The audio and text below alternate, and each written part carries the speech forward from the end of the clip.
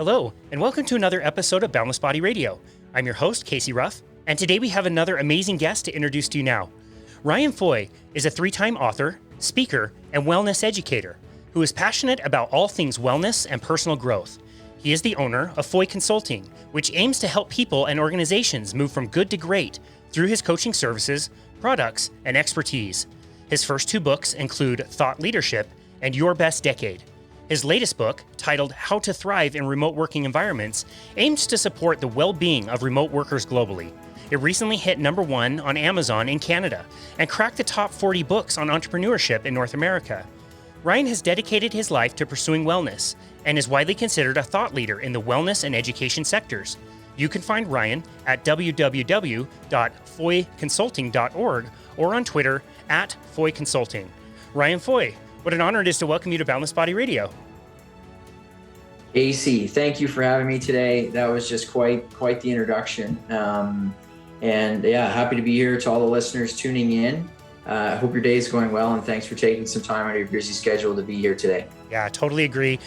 Really honored to have you on the show. I've heard you say in the past that you actually enjoy Twitter, and I don't know what there is about Twitter that is enjoyable. I don't think it's all that enjoyable. Yeah, right now it's a pretty downtrodden time globally, right? So my thoughts on that definitely have changed, but for a while there, I was big on Twitter. So hopefully that'll come back, my enthusiasm for it for sure. Nice. Probably a good time to not have too much enthusiasm for it. So pandemic hits. My wife and I are working for a corporate gym, which closes down. So we get unemployed and we decide that we are going to start our own personal training business, which we run out of our home. So that's been pretty cool, but that won't be very impressive to you. Fun fact, early in his career, Ryan ran a mobile personal training business out of his Hyundai hatchback. Wow. That's savage.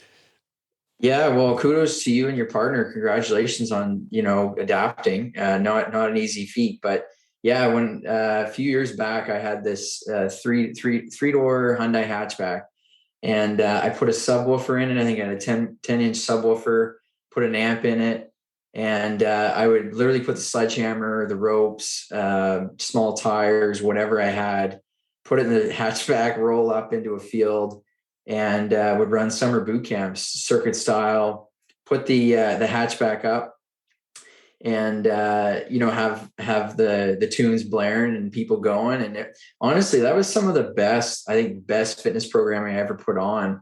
And the results that the participants had over that summer and how much fun they had, it was really cool. So I'm glad I keep that in my bio, because that's just a good memory of a good summer with that hatchback. That's amazing. I love that. That's so savage. It was interesting to move outside of a gym where you had, endless amounts of equipment to, going outside and training people with a minimal amount of equipment. I was pretty surprised how good of results you could get, not necessarily accessing a gym all the time. Pretty cool. Oh, absolutely. And one of the things I would like to do, or I did in the past, was have like a choose your own station or choose your own activity at one point in the workout. And that really drove the motivation, because, the individual's like, oh, I really don't want to do this one, but, it's kind of part of Ryan's circuit, but then they get to go to the next station and choose their own each time, or at the end, or sometimes I would even say, choose all the stations for the following week. So that was kind of fun, as much as adults enjoy structure, they also love the freedom to get out and play and move around outside. So definitely a lot of fun for sure. Well, I have never done that before, and I'm totally stealing that with my clients. So thank you very much. Absolutely. And hey, if you need a subwoofer and an amp, yeah. I think I still have that somewhere in my basement. That's great. Awesome. Yeah, we'll take that as well. That's great. So you are up in Canada. Is that where you grew up? Yeah. So I grew up in Eastern Canada in a small town called Oxford, Nova Scotia. And I just recently read actually that 80% of all the blueberries that are really exported in the world come out of Oxford. So for any of the listeners that enjoy blueberries, they've probably come from my hometown, which is literally a population of 1,300 people. But yeah, like that's where I grew up. I now, my wife and I reside in Ottawa. So we're in the nation's capital here in Ottawa now. Nice. What was your experience growing up? Did you have a pretty mellow life? Yeah. So, I was very blessed growing up, I got to say. So growing up in a small town, I had two amazing parents, incredible family. I lived in the country, and so I was outdoors all the time, always playing, figuring out what to do to entertain myself. And this is all pre-social media and iPhones. So, a lot of outdoor play. And really, when you see me on Twitter or whatever, you see my handle is at wellnessrf, and a big part of my books and everything I do is really focused on wellness. And that is a real big part of me. And when I was 12 years old, I was actually diagnosed with chronic migraines. And I was part of this study through a university in Halifax, Nova Scotia, to try to figure out what was going on, because they couldn't figure out how to really treat my migraines. And through the study, what I realized was the days that I was actually active and outdoors, I was less likely, or I wouldn't get migraines at all. And so following that study, I had this incredible kind of body awareness that, okay, the days I move, I feel better. And at 12 years old, that's a very foundational thought, right? It's a very those are very formative years. And so that's really where my wellness journey actually started, was understanding what my body needs to just function and to even feel better. And it really just went from there. So growing up after that, participating in sports, doing different activities in high school. And then when I went to university, pursuing a kinesiology degree and then a physical and health education degree. And so even now at 32 years old, I'm still fascinated by that moment in my life that really kind of put me on this trajectory where now I have books on wellness, and I'm really at the intersection between education and wellness.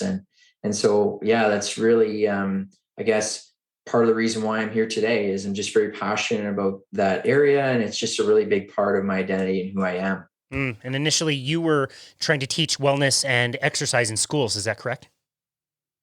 Yeah, for sure. So for a year, I taught physical education in Abu Dhabi in the Middle East. And that was an incredible experience. Prior to that, I did a lot of work in the US around early childhood physical literacy. So really looking at, fundamental movement skill development at those pre-kindergarten years. And that was a lot of fun as well. I worked in some schools in Western Canada, mostly around more school health, a little bit around physical literacy and movement, but we're really looking at comprehensive school health and that model in schools. So yeah, I'm really, like I say, I'm really passionate about that intersection, right, between education, obviously digital innovation now with what's happening in the digital space, and of course, wellness in general. Sure. And you're quite the writer. How did that start? Were you always a natural writer? Oh, Casey, this is good. So I used to have a blog. If anybody can find it, it's called Wellness Network Blog, and it was terrible. But I would write. I think I started it my first year of university because I was writing all these papers and I was doing, learning about the body through my kinesiology degree quite extensively. And I really wanted to have an avenue to just write on my own and not have it graded, not be marked, anything like that. So I started this blog, and this was like way back when people were using Blogspot. I don't know if you remember that or your listeners will remember that. But anyway, that's really where the writing started, was just an outlet for me to share my thoughts on wellness. I would interview different people. I would talk about community initiatives that were happening in the community I lived in. I thought I had these grand thoughts at the time, and now I look back and, they were pretty rudimentary, but it was still fun. And so I ended up doing that for a few years, and I shut down the blog because I was starting my career and just a lot more going on in my life. And but it was always in the back of my head, maybe I'll get back to blogging at some point, or maybe I'll write a book someday, or something like that. It just felt like something was missing when I wasn't writing. And so, fast forward to a few years after that, I started writing again on a platform called Medium. I love Medium. I think it's a great platform to get your message out for freelance writing. And then it just morphed from there into writing a few books. The first one, I got to admit, I just learned a lot, and we can chat about all of them here in a minute. But the writing journey has definitely been, it's been a master's degree on its own, just learning how to write, still every day questioning, some of my thoughts and getting it out there. But I still really enjoy writing for the sake of writing. And I never really wanted to be forced to do it. And I actually just wrote a piece on that about forced creativity. And this, Casey, too, from your work, that, it's really hard to force creativity. Creativity needs boundaries for sure, and it needs to have some structure, but you want to be able to get your message out there, not feel like you're obligated to do so. And that's really what I've tried to do with my writing, is just keep it creative, fresh, keep it as a hobby, and just keep it as a bit of an outlet as I continue learning more about wellness. I love that. I started a blog as well, and I thought I really loved writing until I started podcasting, and that was pretty much the last blog I ever wrote. So good for you for keeping up with it. That's great. And I'm glad you mentioned your books, because yes, I did want to talk about all three. You and I were talking offline about how the three books can almost look like they're in three different kind of categories, but they all have a lot of commonalities. And so I wanted to talk about, some of the things that they all have in common and the points you were making in each one. So tell us about writing your first book, Thought Leadership. Yeah, great question, Casey. So the first book, Thought Leadership, it was really a collection of the stories on Medium. And at the time, my writing on Medium, I came into Medium at a time where those publications on there were really taking off. And I was writing for the largest publication at that time on the internet, I believe. And so I ended up taking some of that work, putting it together, packaging it into a book, and obviously tailoring it a little bit more.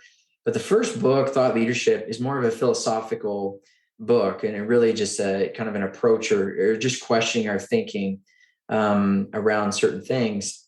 But that book really just served as a way to learn about the self-publishing industry. I growing up, I didn't know anybody that wrote books. I didn't have a mentor or someone to say, hey, do it this way or don't do it this way.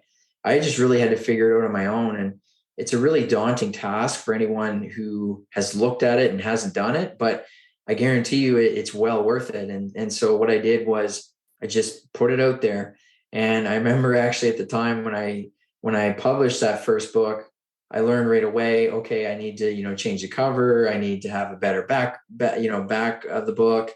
And I didn't realize there was formatting for Kindle and all the other digital platforms out there. So it was a huge learning curve for me, but I'm proud I did that, because, the next two, it was just very, very seamless. And I would say the one connecting point between all three of the books really is this idea of personal growth, right? And that we're always, for anyone that's interested in personal growth, whether you're interested in kind of philosophy of thought or thinking more deeply about some of the things that are going on, kind of thought leadership is that. If you're really looking for personal growth relationally, personally, and professionally, and you're kind of in that 20s, 30s, 40s range, Your Best Decade is the book for that. And then, this latest one for remote workers is really for remote workers that want to be well and they deserve to be well.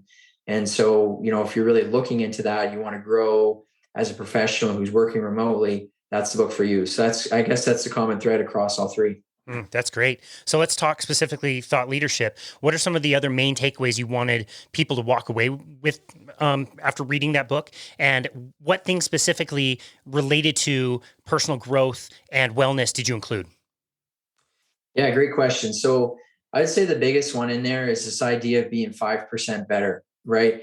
And, a lot of times we think, we got to be to improve. And I think you might have been talking with one of your previous guests about this too. I think it was Adam, but talking about looking back and seeing your progress, right? And you should only look back and judge the progress that you've made. And there's kind of a similar thread here, in that, every day, if you just try to move the needle, whether it's 1%, 2%, 5% is a great goal. You move that needle, whether it's, in the way you approach something, or the way that you're working on something, or just you as a person becoming a better person, that's much more tangible than saying, you need to be 25, 30, 50, 100% better a year from now. It's just so daunting, right? So that's probably one of the biggest takeaways from the book as well. And another piece I talk about too is the idea of, what is really heroic, right? And how can we just be heroic within our days? And sometimes, that looks different for each of us, right? How we show up can be heroic in its own way. And I talk a little bit about that piece as well. So I'd say those are the two that are coming to the front of mind. It is available. It's an ebook only at this point. So I'm continually making updates to it, and I'm probably going to add some more, maybe a Thought Leadership 2.0 at some point. Oh, that's great. I've heard you talk about the difference between leading from the front versus leading from the back. So I'd love to know what you mean when you explain it like that, and maybe some specific examples of which one is called for in which situation. Yeah, it's a great question. There's the analogy of the pack of wolves, right? And sometimes the alpha is at the front, sometimes the alpha is at the back, right? And I think and a lot of the work that's done, and this kind of goes back to the idea of what's heroic and what's not, right? And sometimes we feel like we need to be out front and we need to be that strong, boisterous leader. But what in reality, there's multiple forms of leadership there. I think there's like 13 or something forms of leadership styles out there. And they don't always need to be the loudest, most charismatic, boisterous voice in the room that you typically see at the front of a podium or on the main stage. Sometimes there are those backbone leaders that are at the back of the room, running logistics, running operations, making sure things happen on time. And so I think, wherever we're at in our lives, whatever we choose to pursue as a craft, there are times for sure where maybe you need to step out and you need to be in that limelight, and it can be daunting to feel like you need to lead from that, but you don't always need to lead from that angle. You can be leading from the back, and that's totally fine. And so that's really where that comes from. And I think, one of the greatest examples in my life of that is my wife. I mean, I call her she's the quiet strength of our home. I mean, you hardly even know she's there, but she's diligent. She's wise. She's smart. She's leading in her own way. She's very introverted in a lot of ways, but she's a quiet, strong leader that you would potentially see sometimes at the back of the pack, who's actually the strongest in the room. So, yeah, it's just very interesting that when we challenge that model of leadership or what that looks like, it really does come in different styles for sure. Yeah, no, I love that you use the example of your wife in that scenario, because I think a lot of us, when we think of leadership, we think of like corporate world. And, if I'm not going to be the CEO of a company, then I don't really need to learn leadership skills. How are these skills valuable for all of us in any context? Yeah, there's a modern day example of this happening right now. And, without getting too caught up in it, you're seeing it with the leader in Ukraine. I mean, there's this viral visual going around, a picture with him and his kids and his wife talking about, I think it was a saying around, we shouldn't be celebrating politicians, or we shouldn't be celebrating or glorifying our leaders as much. What we should be doing is quite every decision that we make, we really should be keeping our kids in mind and thinking about our families. And I think that is one of the strongest, like, that is such a reality check, because I feel like we're at a time where we're glorifying a lot of say politicians and world leaders, when in reality, like, who are we as individuals, and what does true leadership really look like? And there's this old saying from John C. Maxwell, I think, and it's like, if you think you're a leader, look behind you, and if no one's following you, then you're not really a leader. And I think about that a lot. I think, like, you look at someone like Zelensky now, and I mean, he's on the global stage as this incredible leader, but he was leading before this, and he was leading his family, he was leading his wife and his kids, and in his own way, with his own style, potentially at the back of the pack. And so again, if you're really looking for a modern day example, look no further than there, because that's where it's playing out. Yeah, that's great. I'm so glad you pointed that out. That is a wonderful example. Let's talk about your second book, Your Best Decade. When did you start thinking about that concept? Yeah, so I was working for an organization in Western Canada, and when I was doing that work, it was a lot of the healthy schools work. So going into schools, talking about physical activity, talking about school health, things like that. Anyway, one day I was driving to a northern community, and it was a pretty remote area, so it was just me and my thoughts on the highway, and it just hit me, this idea for this next book. And so I pulled over on the side of the road. I pulled out my phone and I literally wrote down all of the chapters that I wanted for the book. And that was really how it was born. From there, it took me about 6 more months to get the courage to actually write that one, because I just felt like it was more vulnerable, and it was deeper. It was going to be obviously a lot bigger of an impact potentially than my first one. And that's really where it came about. It was, at the time I was teaching full time when I finally had the confidence to write it. And I would come home from the school I was at there in Abu Dhabi and literally just write until I would fall asleep. Sometimes I wouldn't even know what time it was. Just, really cocoon myself and cranked it out. But, I'm really grateful for that. I knew that that was a chapter in my life where I had the time and the space and the mental energy to do that. And so I'm really happy that I took that time to make it. But, even that, I took the lessons learned from that first book, and I was just able to get the second one to publication that much faster and that much better and more efficient and those things. So I'm really, really grateful for all of that. But, it's funny. I had a mentor earlier on in my life who said to me, and he was an author as well.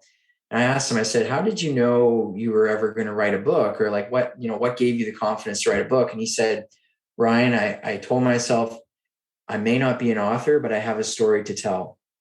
And that statement really resonated with me. Before I was getting ready to press send, I was terrified. I was like, what if, is the world going to wake up tomorrow and hate me? Like, what if people don't like this? Like, what if it doesn't sell? All these emotions, right, were surfacing. And I thought back to that comment from my mentor, and I thought, you know what? No, like, I'm going to press send on this and get this out and trust my thoughts and trust my vulnerability. And I'm so glad I did. So for anybody out there, even though you may not feel like you're an author, excuse me, you have a story to tell. Yeah, I absolutely love that. Imposter syndrome almost killed this podcast before we even started, and pushing record for the first time was terrifying. You just don't feel like you have a voice that's unique that people listen to, or that you have the ability to create content that hasn't already been created in a certain way. And it's also that kind of Stephen Pressfield thing where you're overcoming resistance to create something new that is going to then go out and inspire people. So I love the concept. It is interesting also to have that experience. I haven't had it very often in my life, but the experience of this idea, you weren't like pre-thinking this. It came like through you in an instant. When we started our second podcast, I didn't want to do a second podcast, but within 30 seconds of having this idea of what to do on a Friday night, I had everything done in 30 seconds a minute as far as storyboarding what I wanted to tell. So that's a really interesting story. Does that happen to creative people more often as they're creating? That's a great example too. And, again, kudos to you on this podcast. I mean, you have some incredible stuff on here. And folks who are listening that don't subscribe, you should definitely subscribe, but I digress. I owe you $20 for that plug. That's great. It's funny. Like, I don't know if you've read the book. I don't know if you've read Green Lights by Matthew McConaughey. That is my favorite book. I love that book. Yeah, it's so good. Like, it's just so many nuggets of wisdom that you got to go back to it. I find I've went back to it multiple times, but one of the things he talks about, and I think I mentioned this earlier, but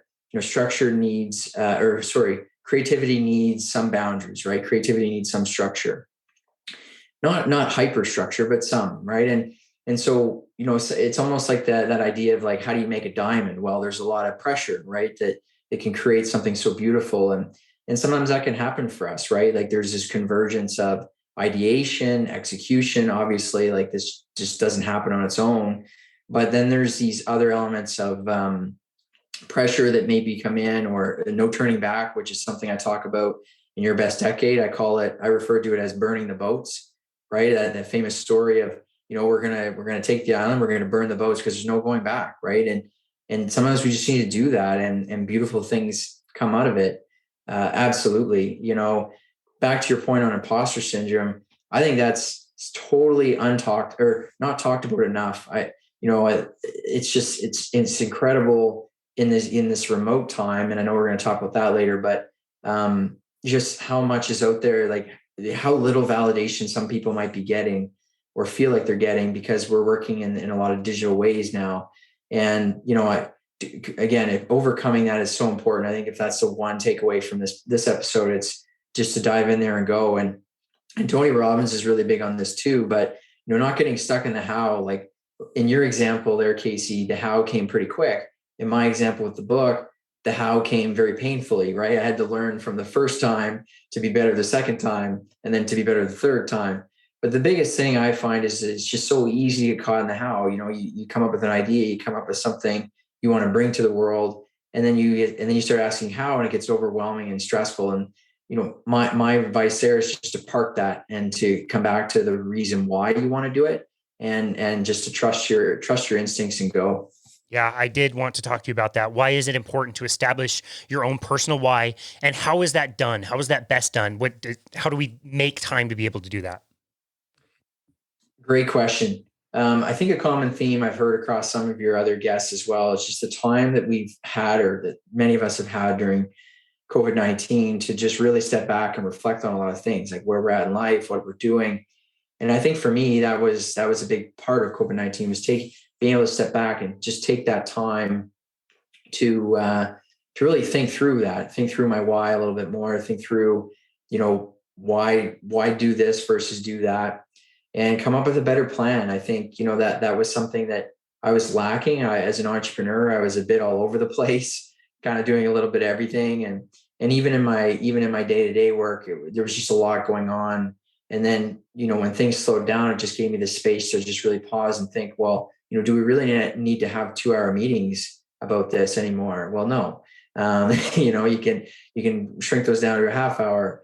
How do you really, can you readjust your morning routines? Can you readjust your evening routines? Those types of questions I began to ask myself. But coming back to your question on establishing your why, the biggest thing that I do, and I talk to people, I talk about this a lot in my second book, is around values, right? Understanding our values. So asking ourselves, what are our top 3 to 5 values? What do we value the most? And for me, mine are food, family, fitness, free time, and my finances. So I have the 5 F's, I call them, very broad, but they keep me grounded. They keep me focused. So every action, every decision that I make comes back to one of those 5 values. So for example, if I say yes to, traveling here and doing this meeting, is it taking away from my family? Is it taking away from being able to eat quality food with my family? So you start running all of these decisions that you make through your values, and then you realize, okay, well, now, if I say yes to these things, I'm saying no to potentially living through, or I call it harmonious living with my values. And so that's really, for me, what keeps me grounded and keeps me coming back to my why. Like, why do I do what I do? Well, I do it for my family. I do it for to have quality free time. I do it for my health and fitness. For example, going and working out 6 days a week. Well, why do that, right? And so for me, it just comes down to that, and I advocate for that more than anything, for sure. It definitely sounds like something that, once it's implemented, makes all the decisions you make in life so much easier. It's almost like you've made so many decisions all at once by choosing what you're going to prioritize moving forward. Absolutely. And this is something I talk about as well in Your Best Decade. I talk about, how do you get to fully living with intention? Well, the foundation of fully living with intention is clearly established values, and that defines how you live, right? And that comes back to the how, right? Like, even when you were creating your podcast, figuring out, well, obviously you value connecting with people, you value, being your own creative person, whatever that value is, birth potentially this podcast. And, coming back to that, I think when we look at intentionality, it's almost like, it's funny. This is a funny example, but for any of your listeners who have recently been married or who are getting married, when you're trying to pick the guest list, right? And you're like, wow, who makes the cut, right? Who makes the cut on that guest list? Who's not coming to the wedding? And the same should be true with our own lives. We should be doing this, right? Like, what makes the cut in our weeks? And if it doesn't run through this values matrix that you have that are clearly defined, then the answer is a pretty easy no. And it allows you to say yes to all of these other things that are fully in line with your values. And to me, like, that is the real flex, I think, in our time is being able to clearly make those decisions and to live harmoniously. I love that. We interviewed Oliver Burkeman, who is also an author. He wrote the book 4,000 Weeks last year in 2021. And he made the point, the quote is attributed to Warren Buffett, I believe, where he was asked, life advice from somebody. And it's reported that he replied, list out the top 25 things that you find important in your life and go to number 6 through 25 and avoid those like the plague.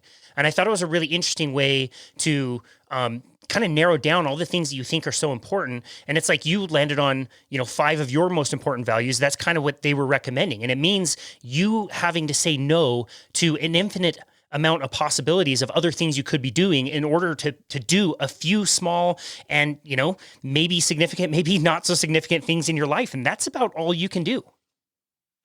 Absolutely. And I love that advice because, and that's, I need to pick up that book, by the way, because that's just incredible validation for me. But that's why I like the 3 to 5 idea, right? Like have a minimum of 3, maximum of 5. And what you end up finding, at least in the workshops that I've done, is that people are like, oh, I can't come up with 3. And then, 10 minutes later, they have a hard time solving at 5, right? Because when you actually stop to think about it, then you're like, oh yeah, I value this, I value that. But it's a matter of coming back to what are the top ones and then clearly define those. And they may change, right? Like as life changes, I call it the values audit.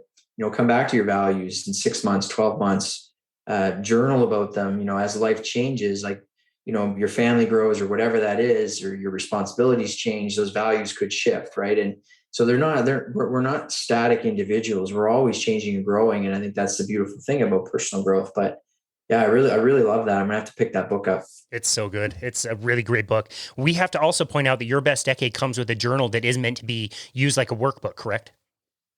Yeah, absolutely. So that was, again, coming back to learning.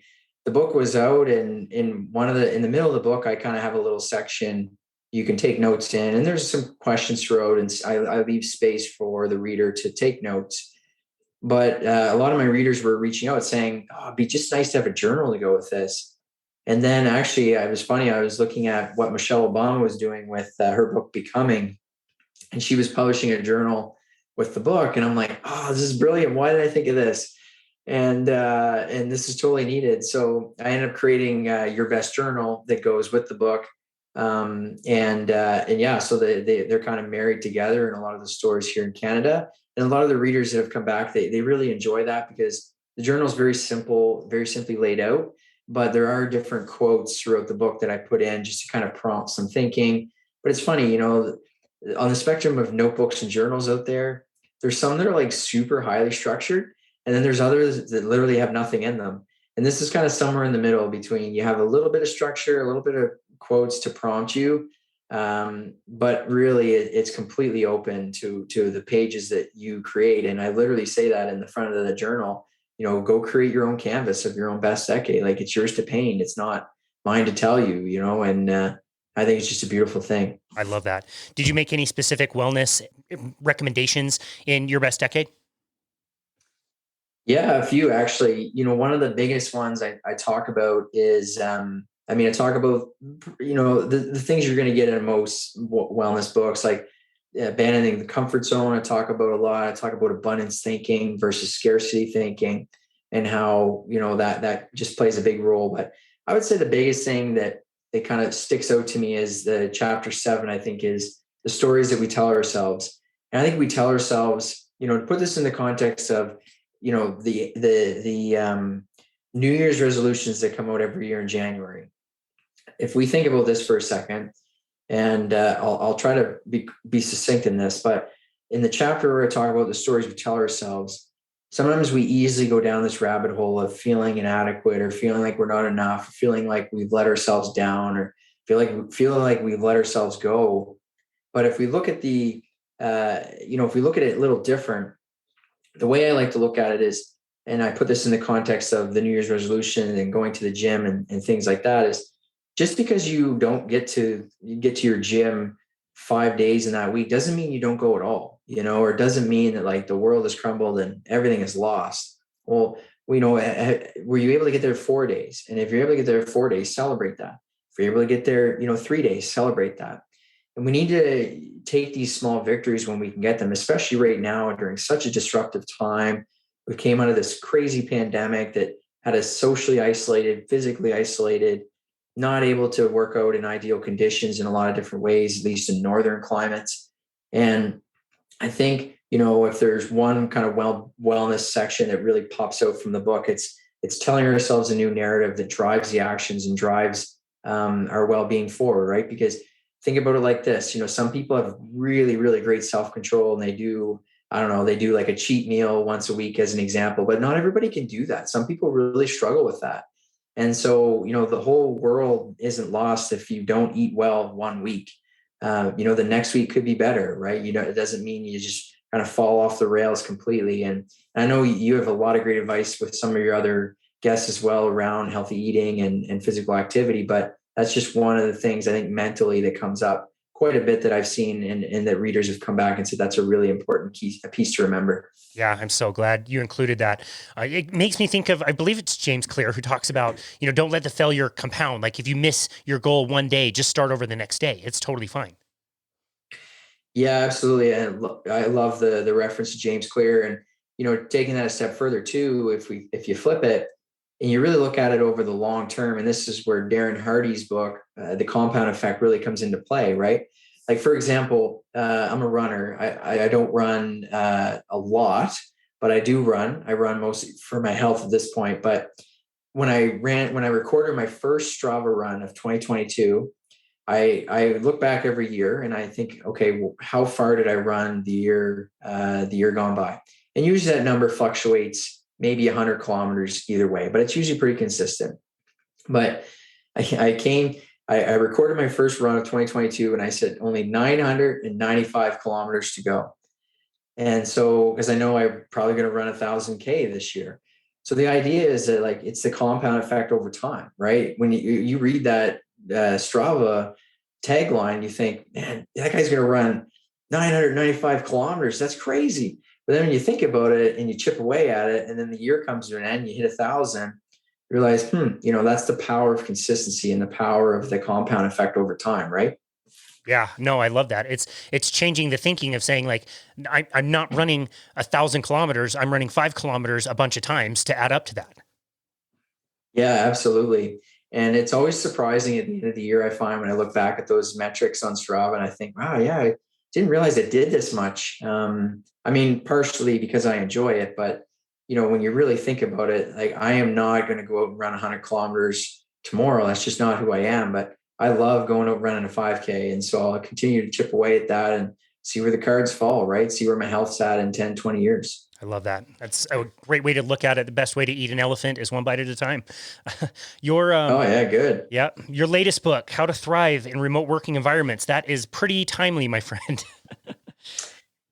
Yeah, it's interesting. So I knew I was going to write a third book. I just didn't think it was going to happen this soon. March 2020 hit. And like many of your listeners and the world and your example earlier that you shared, everything just kind of changed. And, there was already remote work happening, obviously, but not nearly to the extent that we were kind of forced to. And it was impacting and disrupting every sector, education, healthcare, sectors that didn't even know that they needed it are now using it. And so it wasn't like remote work is one sector. It was just all over. And one of the things I was noticing was, and this is just from my own understanding, going back to the being diagnosed with migraines at an early age, what does my body need? So I was asking myself, okay, well, what does my body need? Now I have a new routine. I'm not sitting in traffic, 10 hours a week anymore. I'm sitting a lot more at my desk. I'm not getting up and going for walks as much as I used to. I need to figure out how I'm going to thrive in this new way of working. And I think like many people, we thought it was only going to be a couple months, right? And then as those months went on, you start to realize, no, like this is going to be more of a permanent thing for a lot of people. And so I was really just creating these science experiments in my own life and trying to figure out what do I need to thrive and how can I really function at my most optimal, bring my best self every day to my business, to my job, to my marriage. And I was recording all that as I was going. And long story short, I ended up, talking to my wife saying, should I write this book? And I did a little Amazon search, a little Google search, and there wasn't much. There was a book out there, a really good one by Jason Fried called Rework. And I mean, he was years ahead of this, but I mean, it was mostly about the kind of the workplace structures and things like that with remote work. But there wasn't really much on supporting the well-being of remote workers, like specifically. And so I registered the ISBN and started to work at writing it. And I was actually in quarantine for 14 days. And it's so funny. If you're a Mark Twain fan, I was literally at my sister's house quarantining with her cats in the winter, and the fireplace is on. The cats are looking at me, and I'm like, "Where's Mark Twain?" Like I just feel like I'm channeling this inner Mark. And so in 14 days, I wrote the whole manuscript, and obviously took some time after that to shore it up and get it to publication. But you're right. It's been super timely. The response has been incredible.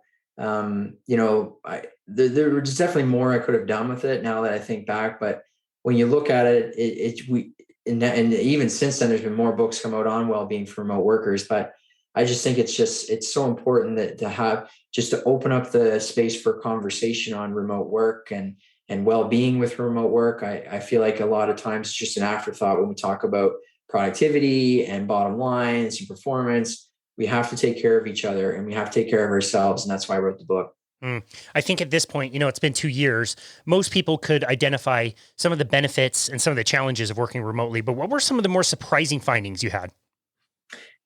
Yeah, super interesting question. I did not expect this. Like in terms of what came out, but one of the biggest things that I didn't expect was a lack of conversation around celebrating milestones. So like think back to before COVID, you're at your gym in your example, and all of a sudden you train your 1000th client, and, the company takes you out for dinner, you're hanging out, everybody's celebrating, Casey hit his 1000th client or his 10 millionth view on his podcast. And, there's pats on the backs and hugs and whatever, right?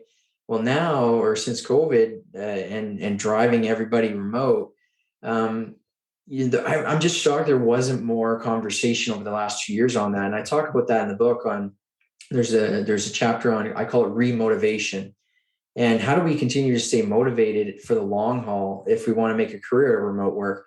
And one part of that is we can't just step around milestones. We have to acknowledge milestones. We have to celebrate them. People are having kids, people are getting married, people are crushing it professionally, and they're back to the idea of leading from the back. There's a lot of people leading from the back, and there's a lot of people not being celebrated for the great work that they're doing and keeping things running and keeping industries growing. And I think that they're moving forward as we, if it's a hybrid workforce or fully remote or whatever it looks like, I think we need to do a better job of celebrating milestones along the way, not forgetting about them, and just really taking the space for that, even if it's just on your own or with one colleague, whatever that looks like. Taking the time to do that, I think, is super important. Yeah, that's a really great point.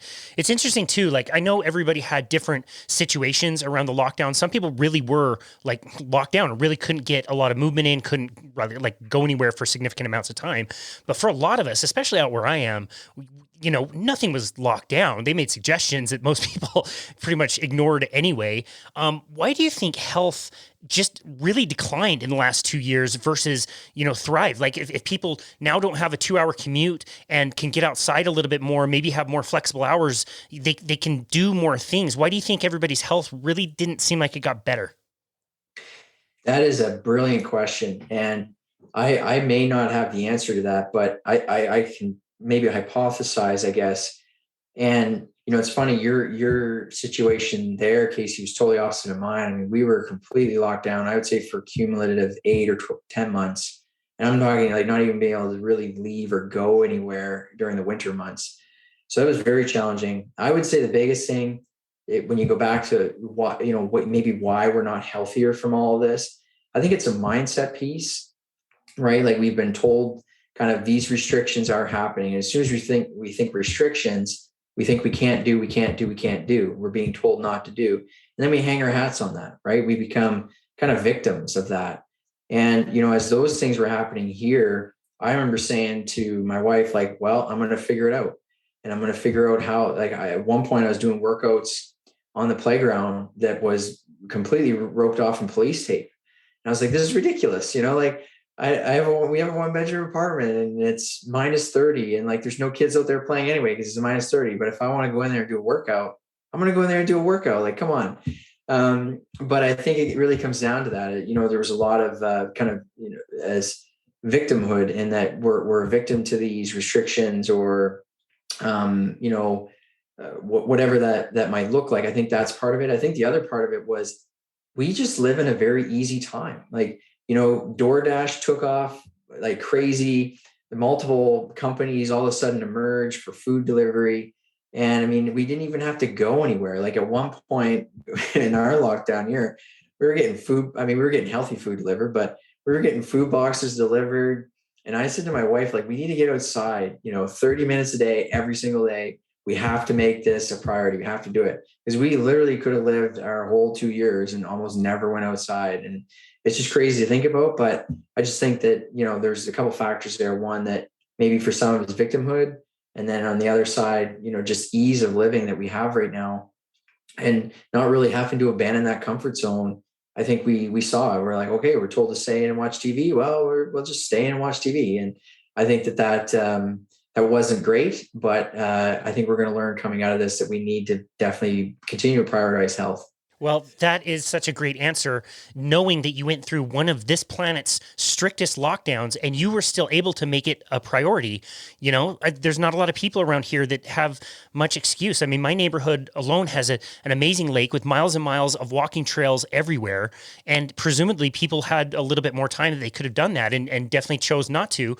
I do have to partially blame Canada for that, though, because you guys produced Schitt's Creek, which is amazing. And that's a great reason to stay inside and just watch TV. So it's partially your fault. Yeah, it's funny you say that because I think one of your other guests mentioned this. There's difference between simple and difficult. Easy and simple. Yeah, easy and simple. There it is. And there were days where I'm like, yeah, it's easy for me to go outside because there's no other option. But it's very difficult to do a 5K run in that because my beard is frozen. It's -30. And the roads are ice and the sidewalk's not plowed. So like very, very difficult to do. So although like the idea, it's like, oh yeah, you can just go outside and go.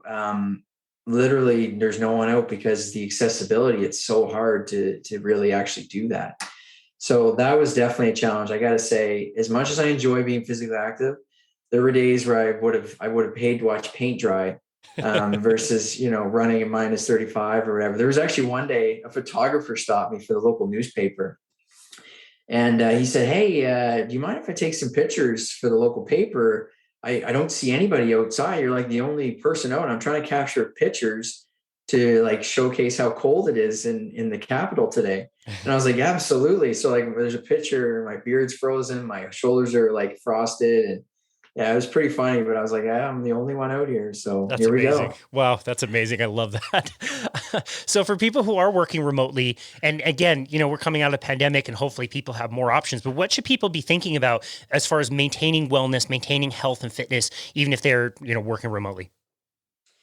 Yeah, the biggest thing I've seen is I mean, back to the idea of structure, right? Like having some sort of structure, regardless of what environment you move to. I mean, you could be working Costa Rica 1 month. Now we're going to see a lot more visas coming out in different countries where they want digital nomads to come. Whether you go to Portugal and you work for 6 months or whatever, setting up a clear structure and a clear routine, I think is a big part of that. And making sure that physical activity is a key driver of that. And I think Charles Duhigg talks about this when he talks about keystone habits. That is a keystone habit, at least for me, that allows me just to thrive wherever I'm at. So I think that's going to be a big piece. I think the other thing, and we're starting to see this now with government doing this, but creating more boundaries. For the longest time, it was on the worker, right? Just to be like, there's still emails coming in at 9:00 at night. I feel like I need to do this. Back to the idea of imposter syndrome, right? I need to perform. I need to do all this. I scarcity mindset. I need to keep my job, whatever. We've learned though that actually no, like we need to keep boundaries and we need to close our laptops at the end of the day when a good day's work is done, and we need to move on, and we need to be, the spouses or the families that we are at home, and we need to have our hobbies and our passions and things like that. So, now we're starting to see some policies come out. I know France was first on this. I think no email after like 7 p.m. and before 7 a.m. or something like that. Ontario here in Canada, they passed something very similar. So I think we're going to start to see more of that, where there's more protection maybe for people to make space for their well-being, because sometimes we just have to be told, where our boundaries are. But I think if we're not told, we need to also establish those. And I think that will be key driving our own wellness moving forward. I know it's been key for me. It's been key with a few people I've talked to for sure. Yeah, that's a very difficult thing to do, to know when enough is enough and when it is time to turn all the work stuff off, especially, people who are self-employed entrepreneurs like yourself. Like, your work is your life and vice versa. So it can be very challenging, but so important to remember to be able to stay charged and avoid getting burned out, I'm sure. One thing that changed in the pandemic for you was the way that you set up your goals, where before things were a little bit more stable and we probably didn't appreciate it when they were, but you were able to do kind of annual goals, and now you've changed the frequency of that. Can you explain that a little bit?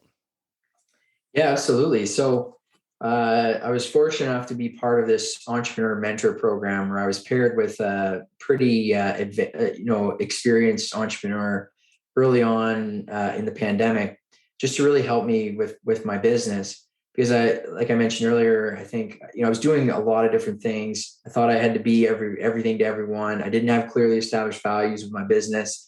And this mentor really helped me. And one of the things that she provided was this idea of quarterly goals. And she herself ran 3 different businesses in 3 different sectors. And she swore by it that, with so much disruption happening, whether it's on the supply chain, whether it's with government policy, whatever it is, it's just so hard. I mean, yeah, you can make annual goals, and obviously, the different businesses have different needs and different protocols and things like that. But for me, kind of starting out, without it being too overwhelming, she said, why don't you just start creating quarterly goals? And so I started doing that, and it was a complete game changer. I found like I was able to get way more focused, and I would set 3 goals each quarter. I would set the indicators of those goals. So how do I know I'm going to meet them? And I had a section on the results, and then I had a section for my own notes. So like, did I meet it? If I didn't meet that goal, why didn't I meet it? Did I partially meet it? Anything like that. And what I actually found was when I went back through the end of 2020 and looked at those, I achieved a lot. I mean, when you think about 3 goals every quarter, I mean, there's 12 business goals right there that you've achieved. And that really was a game changer for me.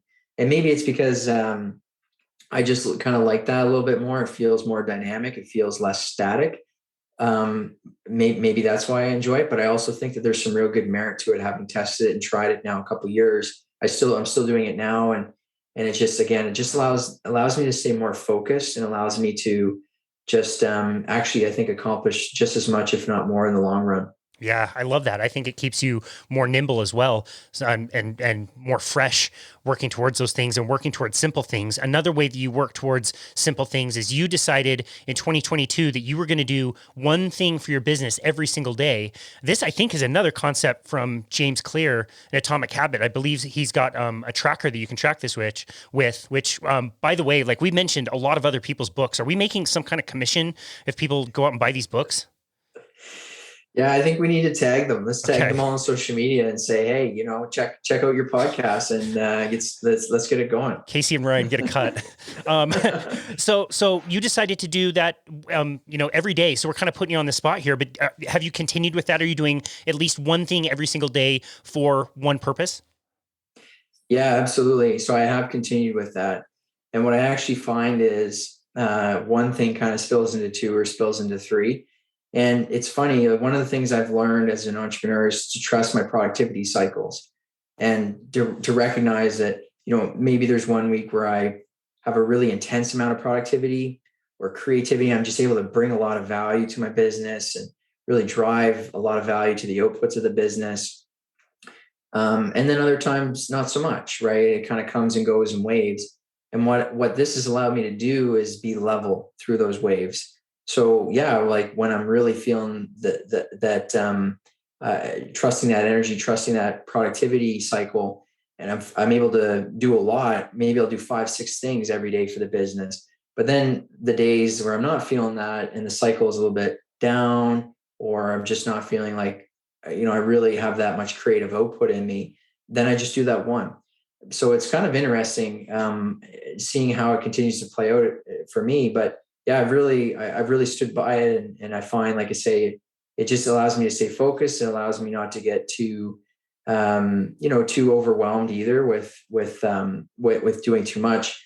and another author talks about this is Jim Collins. He talks about controlling the flywheel in Good to Great.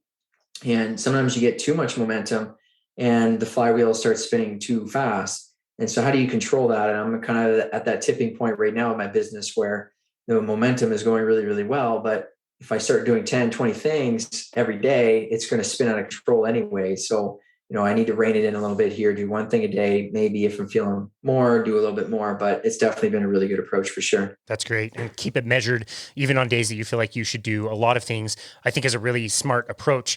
And I think if you look back, in 2023, you will have done so many things, 365 plus things that you have done for your business, where that can be completely overwhelming when you approach it that way. But it's like we were talking about earlier about taking small steps. Once you do a small step repeatedly, that amounts to a lot over time. So I love the concept, and that's definitely something else I'm going to steal from you.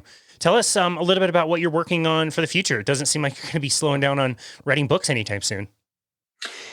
Yeah, so I'm kind of at this place right now. I'm doing a lot more like summits and conferences and speaking engagements, which is amazing. And I'm really excited about that. I'm really excited to get out in front of people again. I have a book event coming up in person for the first time in like 2 years.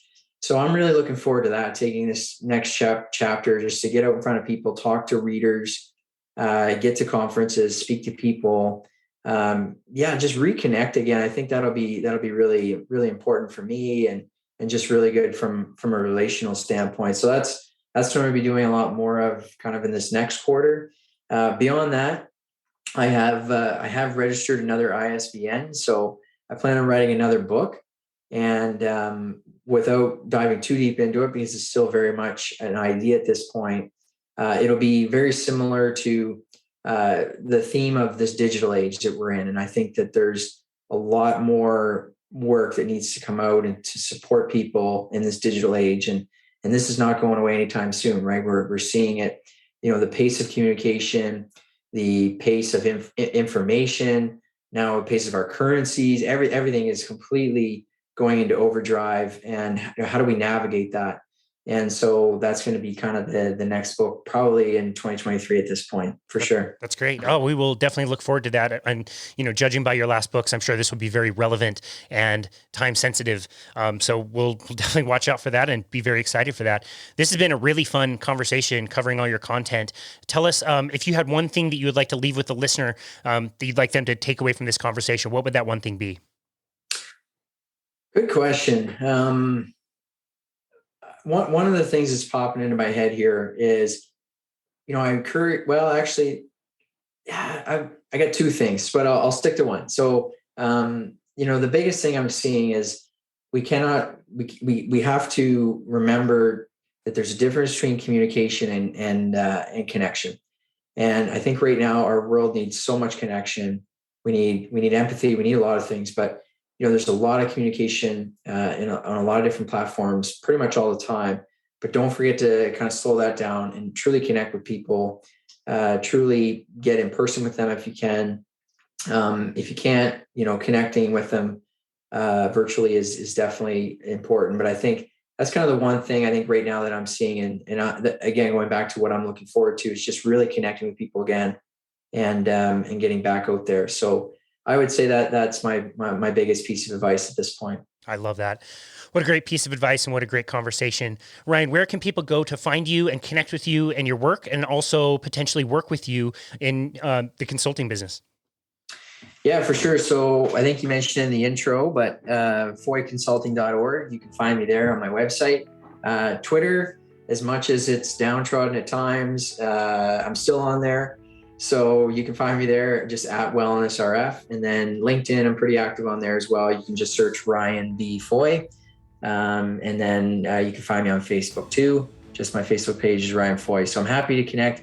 I say this, or I've said it before with other folks, but I love keeping conversations going and chiming in where I can. So definitely reach out. Love to chat with you and get to know you. Excellent. We will link to all of that in the show notes. Ryan Fahey, owner of Fahey Consulting, thank you so very much for all of your work. It does cover a wide number of topics, but like we said in the beginning, and as you demonstrated in this interview, there's so much commonality, and something really that runs through all of it is connection and being connected to one another. And I really love that message. So thank you so very much for all the work that you do, and thank you for taking the time to be on our show today. We really appreciate you. Thank you, Casey. And again, thanks to all the listeners for tuning in. Looking forward to hearing some more episodes soon. Take care. Awesome. Thank you very much. And this has been another episode of Boundless Body Radio.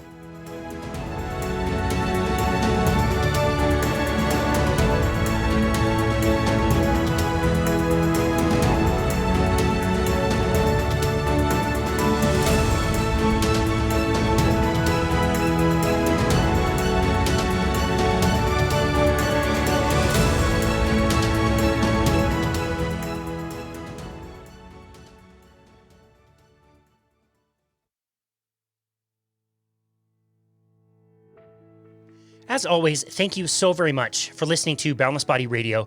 It's really inspiring and amazing to see some of the reviews that we have been getting, and also to receive so many messages and emails about how these episodes have improved our listeners' lives. And so thank you so very much. We are so happy to bring these episodes to you and provide them for free, and we really hope that they help you in your life.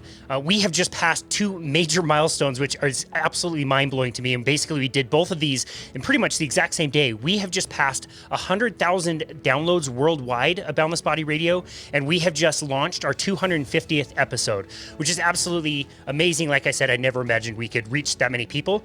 We always want to keep you updated on things that we're doing on our website. So if you go to myboundlessbody.com, you can always see what we're up to. This month, we have a link that you can go and schedule a functional movement screen, which we do virtually over Zoom. A functional movement screen is a series of 7 different movements and 3 different clearing tests, which is designed to find weak links in the body, such as muscle imbalances and joint stability issues.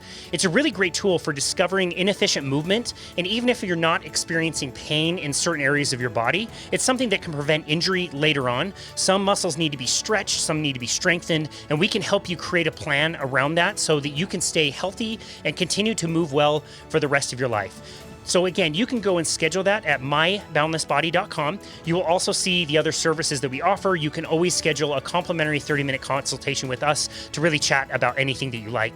And remember, if you are enjoying Boundless Body Radio, please take a minute, give us a rating or review on Apple. It really helps get this passion project out to other people. And thank you again for tuning into Boundless Body Radio.